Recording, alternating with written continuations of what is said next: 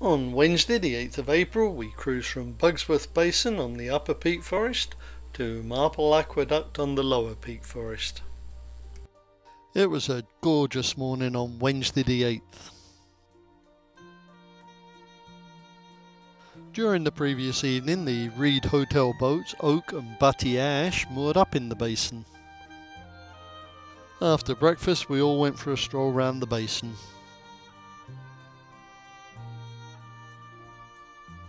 We pulled out of our nice mooring around 10 o'clock and started our journey back down the upper peak.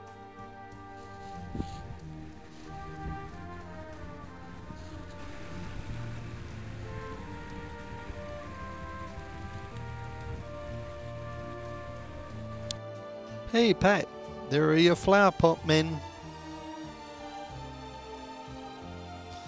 It didn't take us long to get back to Carr Swing Bridge. Just after here we tied off in New Mills so that Yvonne and Mandy could show Pat around the tours. After Higgins Swing Bridge we had the two lift bridges, Woodend and Turfley. As you'll see, Mandy did the bridges, Yvonne steered and I took the videos.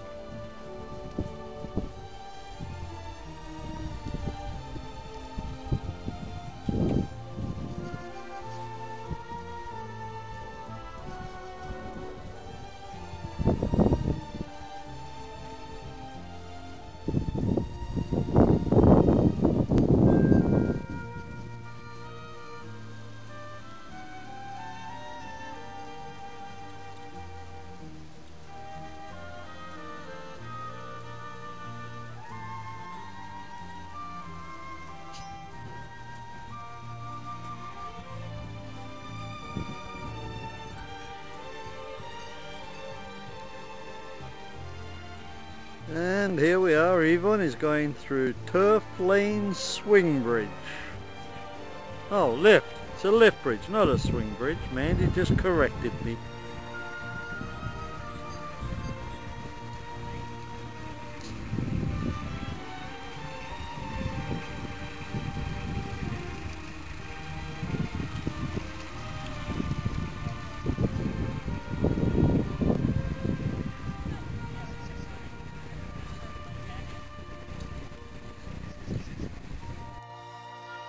We made it back to Marple Junction just after 2 o'clock and we are now on the Lower Peak Forest Canal.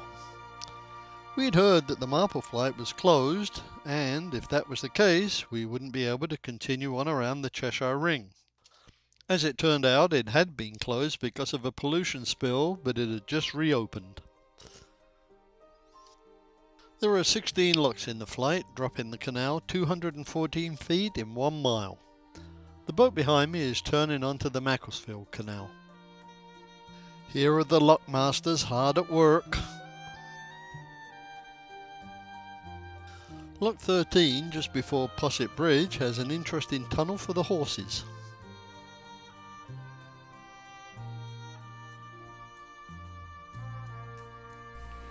And here we are going under Posset Bridge. It also has a squeeze-through tunnel for people. Unfortunately, I only have this blurry shot of it. This is looking back at Posset Bridge. The horse tunnel's on the right, and the arch on the left used to go to the lime kilns. Supposedly the bridge got its name because the main proprietor of the canal, Samuel Oldknow, promised the navvies a posset of ale each if they finished it on time.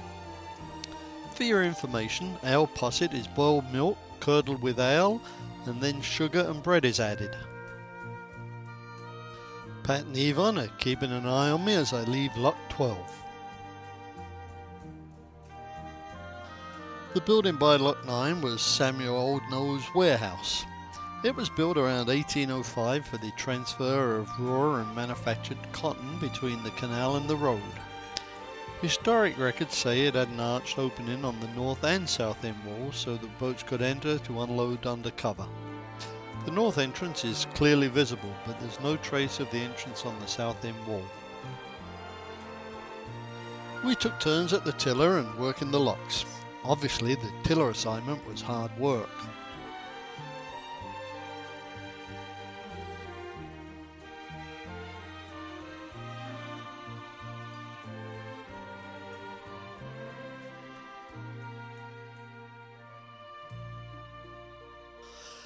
It took us about 2.5 hours to do the 16 locks. That's not too bad given that we weren't rushing. Coming up is a 3.5 minute video of us coming down the flight. Unfortunately, we didn't realise that when we zoomed in, the camera went out of focus.